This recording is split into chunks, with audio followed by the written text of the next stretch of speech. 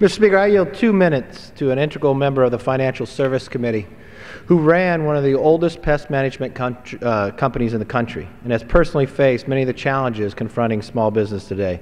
The gentleman from Illinois, Mr. Gentleman Dold. from Illinois is recognized for 2 minutes. Thank you, Mr. Speaker, and I certainly want to thank the gentleman from California for yielding the time. And one thing that I'm very pleased about today is that we're talking about some bipartisan legislation that it does focus in on the #1 issue that we face in our country today, and that's jobs in the economy. As a small business owner, I can personally understand that access to capital is critical in sometimes determining the factor between success and failure for small businesses. Small businesses do represent 2/3 of all net new jobs created in our nation. Businesses, especially small businesses, must raise capital to create and maintain jobs, to invest in research and development, to sell and market goods and services, and generally to expand their businesses.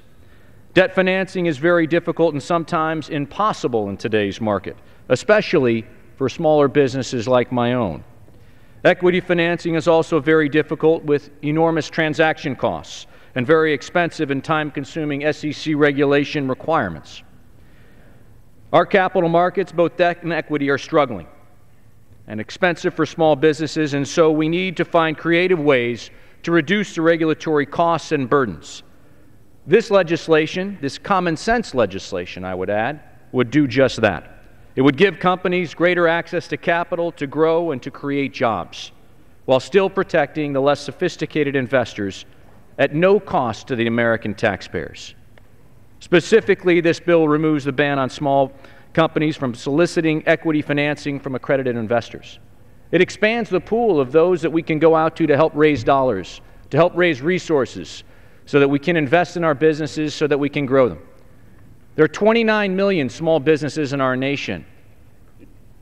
If we can create an environment here in Washington where half of those businesses can create a single job, think about where we'd be then. This is the kind of bipartisan legislation when we talk about jobs in the economy. We are doing things in the United States Congress. I certainly want to thank the gentlelady from California for her leadership.